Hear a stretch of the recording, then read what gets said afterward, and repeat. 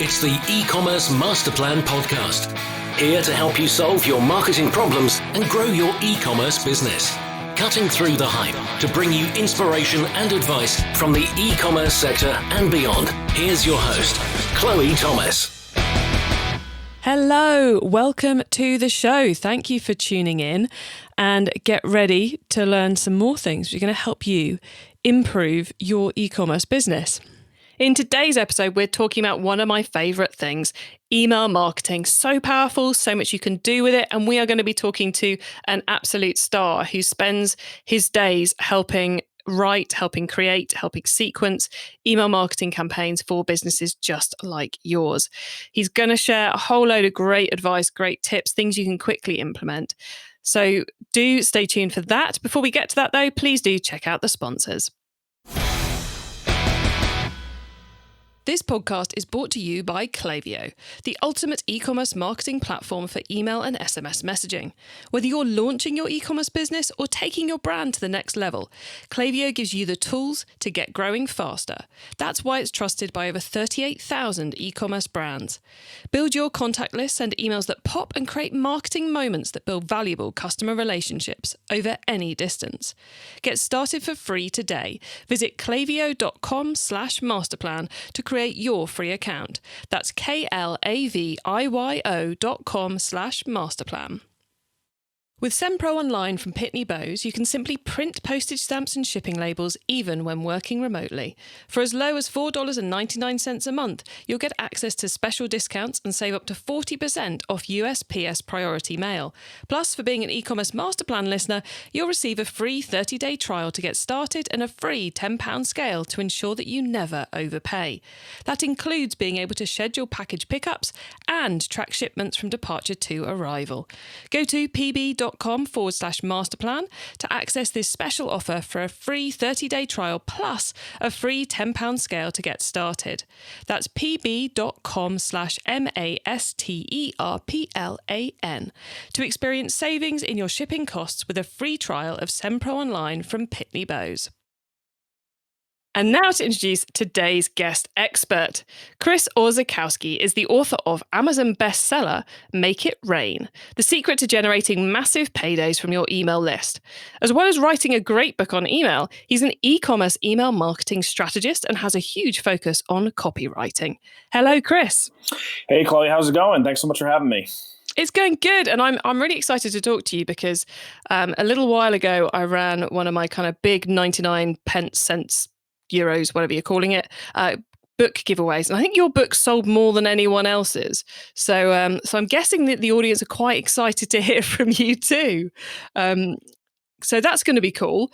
But how did you get started in e-commerce? Let's start there. Yeah, absolutely. So I actually used to be a school teacher, before I ever learned what copywriting was. And I quickly learned about it. I wanted to make money from my computer, like all these people I'd seen on the internet. And I was like, how does this whole thing work? So it sent me down the rabbit hole of online marketing and blogging and all these other things. And eventually I discovered copywriting. And I said to myself, I bet I could become a freelancer and work and write people's, marketing campaigns. I eventually settled on email. And as I was doing a lot of email projects over the years, I worked with all different kinds of clients, big digital course publishers and some brick and mortar stores even, and a bunch of e-commerce companies. And it's funny because I would do these huge launches. I worked for Jeff Walker, I worked for John Assaraf, I worked with dozens of other course creators, people who did webinars and video launches and all these things. And sometimes they worked out really well, but then other times they didn't. And every time I worked on an e-commerce project, selling a physical product, the projects always went well. Like I never had an e-commerce launch or an e-commerce campaign that I did where we didn't sell a lot of products. So after a while, I was like, you know what? I like winning. I like when things go well. It's a lot less stress and a lot more fun for me. So I think I'm just going to do e-commerce, and it's been pretty great ever since. But if you've got that magic touch, it's like, well, I get 50% success rate here and I get 100% success rate here. Where shall I go? Yeah, it's fun, and there's something about the tangibility of it. It's just nice writing for those kind of products. And there's so many cool companies, right? Especially now with all the direct to consumer brands out there. There's just so many cool people doing like cool, unique products, and the way that they build their brands and everything. I'm just really in love with the whole space. Yeah, and it's so diverse, isn't it? It's like all the course stuff, and I've done my fair share of that both as consumer and as creator myself. And there's only so much you can say, you Mhm. know. Whereas with physical products, there's just so many different angles because you're with the courses, you're usually trying to help someone make money or get more time or something. But when it comes to physical products, you could be helping them to do anything. So it must be more interesting from a copywriting perspective. Oh, absolutely. I mean, I've sold leather bags, I've sold watches, I've sold wine club subscriptions, I've sold meal kits, I've sold meat through the mail. There's just, you're right. There are so many just cool, like little niche businesses, and there's just such a diversity. It really is fun. Okay, let's get into some detail around email then. Let's share some of the stuff people can find in the book. In the book, you say there are three types of email campaign. What are the three types of email campaign? I mean, I have to ask you that. Yeah, absolutely. Some people might view this differently, but I view it as, there are broadcast campaigns, there are automations, and there are launches, right? So like anything you ever do in an email is going to fit into one of those three buckets. Obviously, a lot of e-commerce people, know, or a lot of e-commerce business owners are familiar with a lot of automations in terms of, cart abandonment and first time buyers and VIP sequences. And those are great and they absolutely work. And, a lot of them are set it and forget it and they just, sell while you sleep. Those are great. But then you also have the other two-thirds of that equation, which is, your weekly or multiple times a week broadcast that you send to your entire list. And then when you're launching a new product, those sequences have their own kind of, nuanced way you want to go about them. And I think that in order to be a really effective e-commerce email marketer or business owner, knowing how and when to use all three of those type of sequences to their full capacity is what really helps you grow a lot faster, make a lot more revenue, and just, help your brand explode. I mean, I see a lot of people doing broadcasts. I see a lot of people doing automation, not as many as should be. So those of you out there who have it on your to-do list, get it done. But launches is something which I'm very familiar, like you, in the world of courses, in the world of business knowledge, but almost never do I see an e-commerce business doing it, which is crazy because we've had a couple of people on the podcast over the years who do it, and it's phenomenally successful. So, can you tell us a bit more about the launch campaign type? Absolutely. Yeah. So the first large scale e-commerce launch that I did was for this company called Filippo Loretti. And this was a few years back, maybe like 2016, I want to say. So they were doing a Kickstarter launch, and I'm gonna tell the story in the frame of this particular launch, but you don't have to necessarily do this on Kickstarter or Indiegogo or do a crowdfunding type thing. You could do this on your own platform, on your own website. It works the same way. It's all the same stuff. But with this company, they had an email list. They were launching a new collection of watches, and they hired me to do the emails. And it's funny because up until that point, I hadn't done a lot of e-commerce work. And I almost passed on the project. I was almost like, I don't know. I sell courses. Maybe I won't do this. But I'm so happy I took it because we did an email launch. I was writing pre-launch emails and storytelling and doing the origin stories and teasing pictures of the products, and nothing was for sale yet, which is kind of weird for e-commerce because usually e-commerce emails are just like, hey, there's a sale, right? So we were taking the complete opposite approach. We were going more of this, product launch, build up the anticipation and excitement and doing all the storytelling and all those things. And then when we opened cart, we sold 109K worth of $149 watches within 3 hours. And in the first 24 hours, we hit 250K. And at the end of the 30-day Kickstarter launch, we did, given currency conversions, I don't know the exact number, but it was just shy of 5.2 million US. Wow. So it wasn't bad. And, we sent a lot of emails, obviously. We followed up just about every single day. During that time, we had a full cart close. So I want to say it must have been 50 or so emails that I wound up writing. We had upsells and everything. But it worked incredibly well. And, I've worked with other companies who've done Kickstarters or just general product launches when they're introducing a new product. And what they'll do is they'll just send one email and they'll say, hey, we got this thing, it's live. And it's like, okay, well, you'll get sales. You'll absolutely get sales, but you could have doubled that or tripled that if you had a good solid launch sequence in place. It's kind of crazy, isn't it? Because when there's a new exciting product coming, we put so much effort into getting the product page right, into getting the photography right, into getting the product right and in the right place and working out what the price is going to be. And then we're just like, here it is, buy it. And then with straight after that email, it's business as usual. It's just another product. It's kind of crazy because there's so much that you could create, so much excitement, so much anticipation, and then really power those sales as well. So do you find you need to do both with a launch campaign? Do you need to do both the anticipatory marketing and then the follow-up?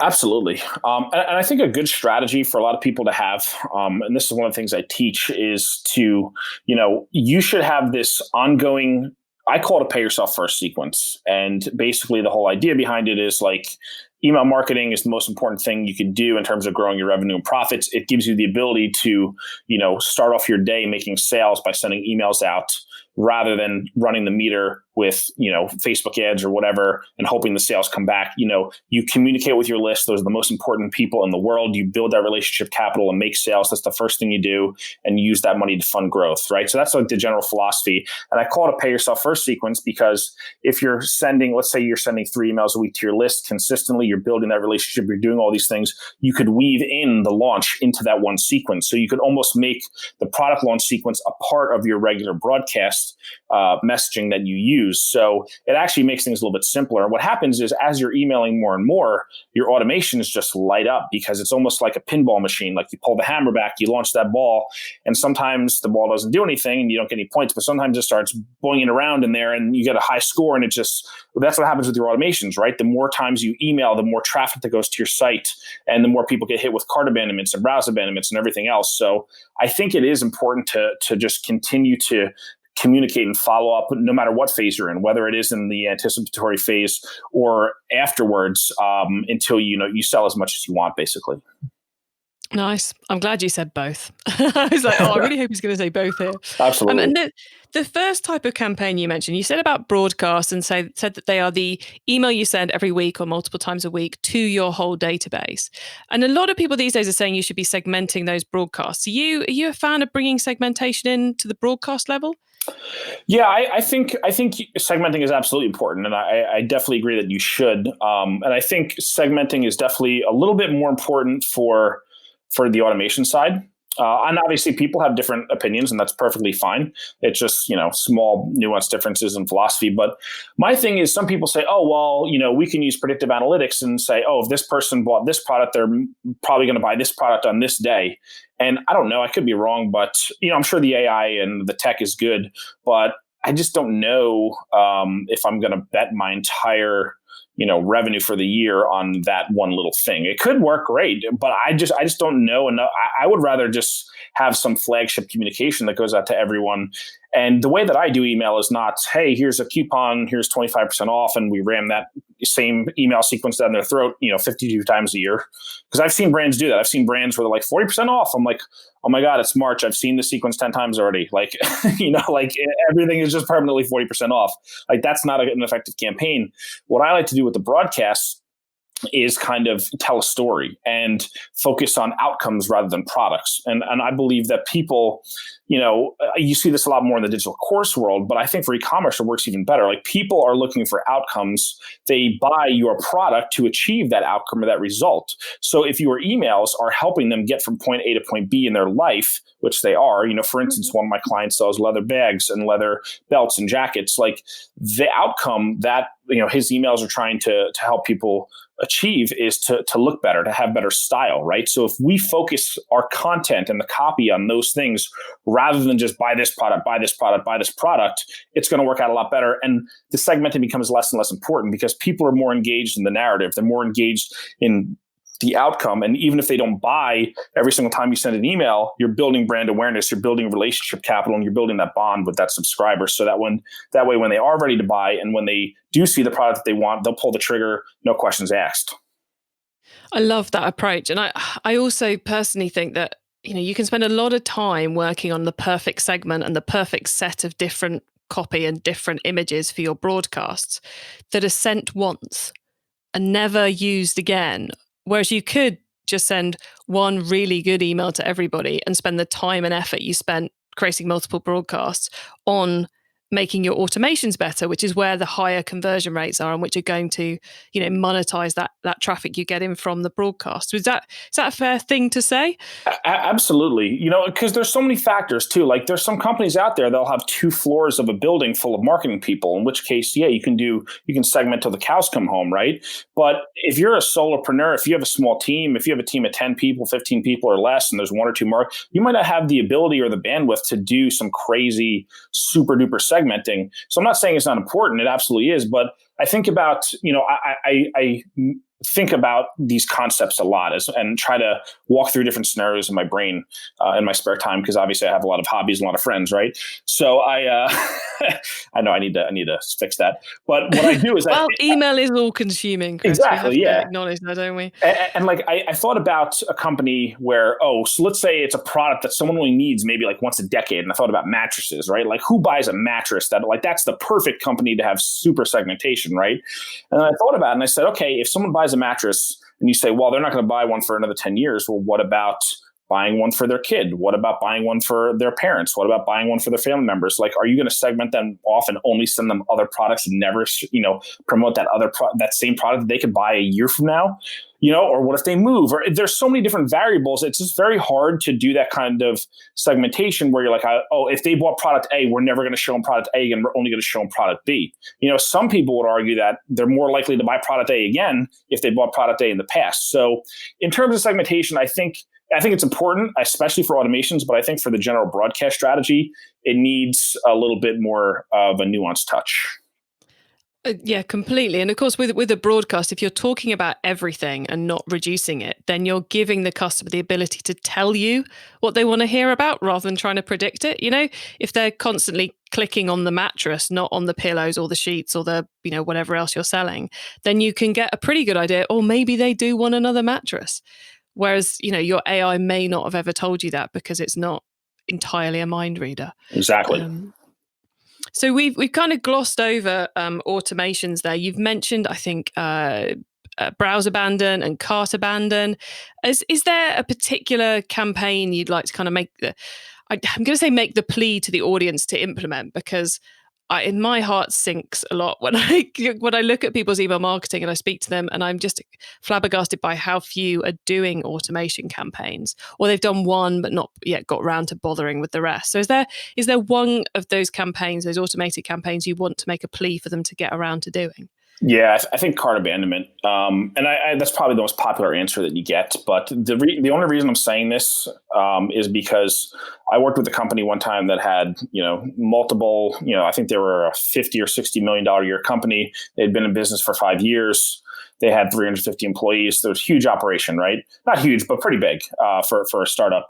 And I came in to help them with some email stuff. And I remember saying like, hey, what are we doing with cart abandonment? And they're like, oh, actually, good thing you're here. We actually need your help to implement that. So I'm like, oh my God, how have you not had this cart abandonment sequence for 5 years? I just started doing the numbers in my head and thinking all the transactions that we could have had. I was like, oh my God. So, and then I started talking to other companies, and a lot of them, they just, oh yeah, we're going to get around to that eventually. And I talked to one guy who was telling me for a while, he was sending them out manually. I was like, oh my God, this is manually one by one. And I was like, please let me help you, please. And we did. Yeah, we did eventually. And it really transformed his bottom line. He made a lot of money from just those simple automations firing. But it's one of those things where I think a lot of e-commerce people are focused on the front end, the acquisition, the Facebook ads, the social strategy, all those things. And those things are super duper important. Absolutely. But sometimes it's like stepping over dollars to pick up dimes, because a lot of the money is going to be made on the back end. A lot of the money is going to be made from those people already on your list. A lot of money can be made from second repeat purchases or people signing up for your list and then getting triggered with those emails. And it's not that they don't want your products. If they don't complete the order the first time, stuff got in the way. I had one time, I had guys who were a crew over here demoing my bathroom upstairs, and they were jackhammering tiles. And I was about to buy something for my wife, and a wine glass slipped off the shelf and shattered into at least 1 billion pieces. And I had to spend half an hour mid-checkout, cleaning up the glass. And that's a crazy example, but these things happen to people every single day in the checkout process, or the phone rings or something. There's always distractions, and it's not that they don't want it. It's you just need to follow up with them and stay vigilant with it, and you'll capture a lot of easy sales. It's like the easiest thing you can do. And you said, they end up working on Google ads or Facebook ads or something rather than getting around to doing the abandoned basket. And it's like, well, your abandoned basket is going to improve the performance of all of that advertising spend. So it's not just the missed orders, it's the better optimization and the better ability to improve all your marketing spend. Yeah, and it's free. I always say it's free money. It's free money sitting on the table just waiting for you to pick it up. And it's money that you don't have to pay an acquisition cost for, right? Because if, let's say, they're either an organic viewer or you got them onto your list and they didn't buy, you've already spent the acquisition cost, right? Or you advertise and they bought once. You've already spent that acquisition cost. To get all those extra sales through email, through an automation, it's not going to cost you anything. So that's where the profit is in my mind, because some brands, they just want to pump in all that money that they can into the front end to grow faster and faster, and that's totally cool. But in terms of profit, email is where you profit. Yeah, agreed. And given we're talking abandoned baskets, I have to ask you the key abandoned basket question, which is, do you put an offer in your abandoned basket email? I don't go right off the bat to that. I think for some brands, I think it makes sense. I think it depends a lot on margins and a lot on what the overall rest of the strategy is. There's some brands out there where people just aren't going to buy without a discount because they've been trained that way. But then there's other brands, like I have a couple brands that I work with who they'll do one discount code a year, and it's on Black Friday, right? And they make a ton of money when they do that because they don't offer discounts otherwise. So for a brand like that, I'd say no. But I always try, at least in the very first email before we resort to that, I say, can we get them to complete the purchase without doing that, right? Because if we make a decision to follow up 3 times in a sequence, hey, maybe the first one we grab people without a discount, and then we knock all those other people off the fence the second and third email with a discount or an offer like that. So that's usually the approach that I like to take in terms of that. Well, yeah, because if the customers had the same experience you did with the glass falling off the shelf, then you don't need to give them money to get them to come back and check out, because it's not that they didn't want the product, they just got distracted. So just that, offer-free reminder can really pay dividends, can't it? Absolutely, yeah. And the thing is, why take money out of your pocket when you don't have to, right? That's always my philosophy. Let's try it without the discount first. And if it really doesn't work, then we'll try with the discount. But I always err on the side of no discount.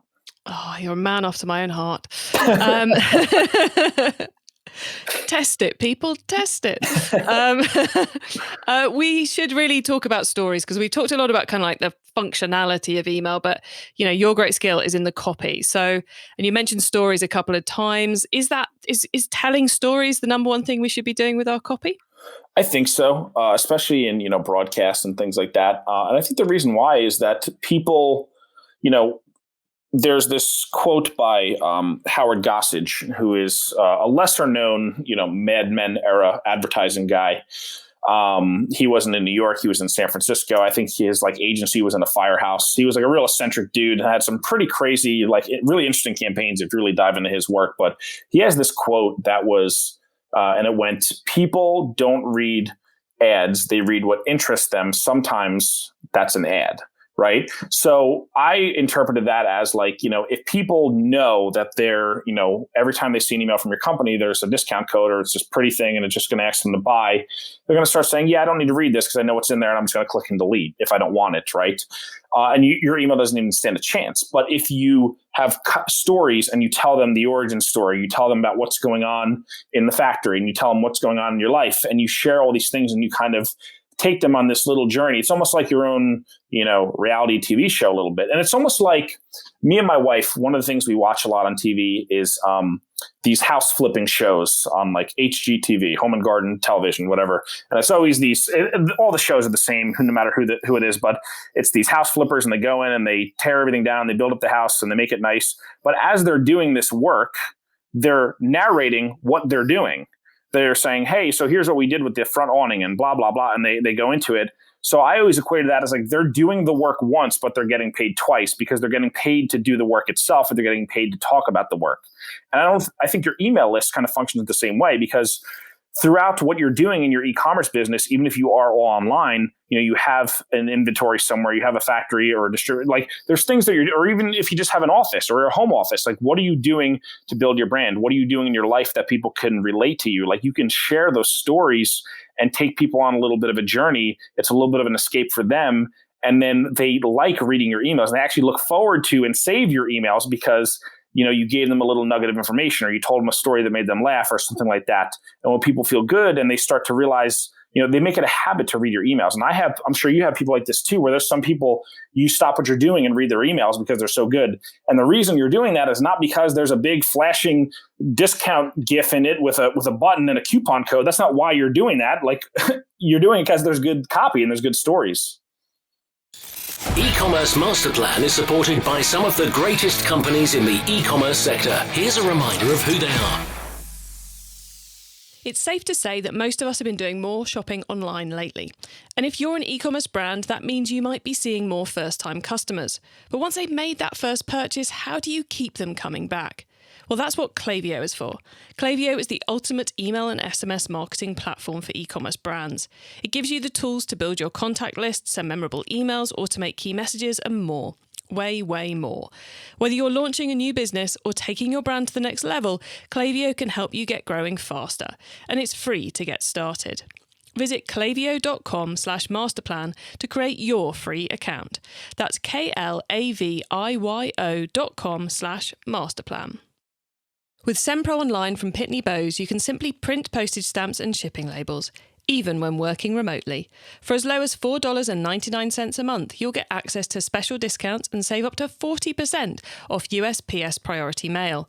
Plus, for being an e-commerce master plan listener, you'll receive a free 30-day trial to get started and a free £10 scale to ensure that you never overpay. So you can calculate the exact postage online, print from your PC, and avoid trips to the post office. Go to pb.com/masterplan to access this special offer for a free 30-day trial plus a free £10 scale to get started. That's pb.com/masterplan to experience savings in your shipping costs with a free trial of SendPro Online from Pitney Bowes. It's time for the top tips round. I love this section because it gives me and our listeners some really quick ideas for taking our business to the next level. So, Chris, you ready for the top tips? Absolutely. Let's do it. Okay, the book top tip. If everyone listening to this podcast agreed to take Friday off and read a book to make their business better, which book would you recommend? I would recommend How to Fail at Almost Everything and Still Win Big by Scott Adams. And it's not what you would think in terms of like a hardcore business book. It's more about life and just achieving success. And I know that sounds a little bit generic, but he has a lot of good, Scott Adams, the author, has a lot of great philosophies where he talks about, systems over goals. And there's a lot of big concepts that have really had a big impact in my life that I think are applicable to business. Nice. I like it. Okay. The traffic top tip. Which marketing method do you either prize above all others or think doesn't get the press it deserves? YouTube ads, 100%. And I think the reason why is because it's a higher barrier to entry than Facebook ads. And I think there's more intent behind YouTube ads because people are actively searching for things, whereas with Facebook or Instagram, they're trying to communicate with their friends and they're getting interrupted by your ad. I love the fact you state the barrier to entry there. It's crazy how little people talk about YouTube ads. Oh yeah, I'm killing it with YouTube ads right now. Thanks to my buddy Patrick Kenny, who helps me out. He's like a YouTube ads expert, this dude, and it's great. I'm getting opt-ins for like 60-70% less than I was on Facebook. So I don't like to tell too many people about it, but I think, being that this is an e-commerce podcast, if you have an e-commerce product, and you could film a minute video, a 30-second video, a 2-minute video, whatever it is, you'd be amazed what you could do on YouTube. Oh, there we go. Huge top tip there, guys. Okay, the tool top tip. Maybe a collaboration tool, a social media plugin, a phone app, or just a way of working. Is there a cool little tool you use that makes you and your team more efficient from day to day? Oh, that's a good question. My favorite tool is my email software. It's ConvertKit. I run like my entire business. I mean, most of 90% of my business revenue comes probably from me emailing. So it's probably not the best. Probably not the best for e-commerce people, but for my business specifically, like I live and die with ConvertKit. Love it. Okay. The growth top tip. If you met someone today who's focused on growing their e-commerce business from 100 orders per month to 1,000, what would be your number one tip for them? Build automations. That way, if there's only one thing you could do, I would say build the automations, because that will support. It'll increase your lifetime value, your reorder value. It'll, all the average order value. It'll increase all those things. Obviously, I'd love to say more, but I think if there's just one, if you had one bullet in the gun, I would say just build some automations you could set and forget, and then that'll increase the value of everything else you're doing in your business. Perfect answer. Okay, Chris, thank you so much goodness today. But of course, the listeners surely must now want to grab a copy of your book and have a read. Now, I know it's available across Amazon as paperback and ebook, but I believe you've got an even better offer for them. Yeah, you basically have two options. You could go onto Amazon and pay $20 for it, or you could just go to my website and get it for free. And that's theemailcopywriter.com. Cool. And if anyone wants to get in contact with you to see if you can help them directly with their email, what's the best way for them to do that? Yeah, so if you go to theemailcopywriter.com, there's a little button there that says work with me. You just read through that page, click a button. There's a little application, and just shoot me a message and I'll get back to you, let you know. All right, so there you go, guys. Theemailcopywriter.com is where you need to be heading. Chris, thanks so much for being on the podcast today. It's been a pleasure getting to talk email with you, one of my favorite things to do. So thank you for sharing so much. It's been really cool. Thanks so much, Chloe. I really appreciate you having me.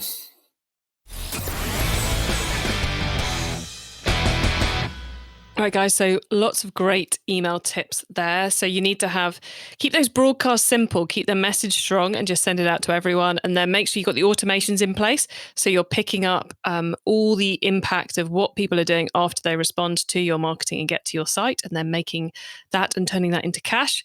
And then don't forget about that idea of the launch. If you've got a new exciting product, a new season coming up, don't be afraid to do a decent launch of it. Tell people it's coming up, tell them the stories behind it, and get them excited for when it drops. Loads of other great advice and approaches in Chris's book, so do grab yourselves a copy. You can get the hands on the notes from today's show, including those top tips, links and details of related episodes, all at ecommercemasterplan.com/podcast. And if you're enjoying the podcast, please do give us some feedback on that. Let me know what you think via the review system in whatever you're using to listen to us. So be that Apple Podcasts, Spotify, iTunes, etc. Give us a review, and I'd love to hear what you think. I hope you're having a great week. Keep optimizing. Thank you for listening to the E-Commerce Master Plan podcast. Find out more at ecommercemasterplan.com/podcast.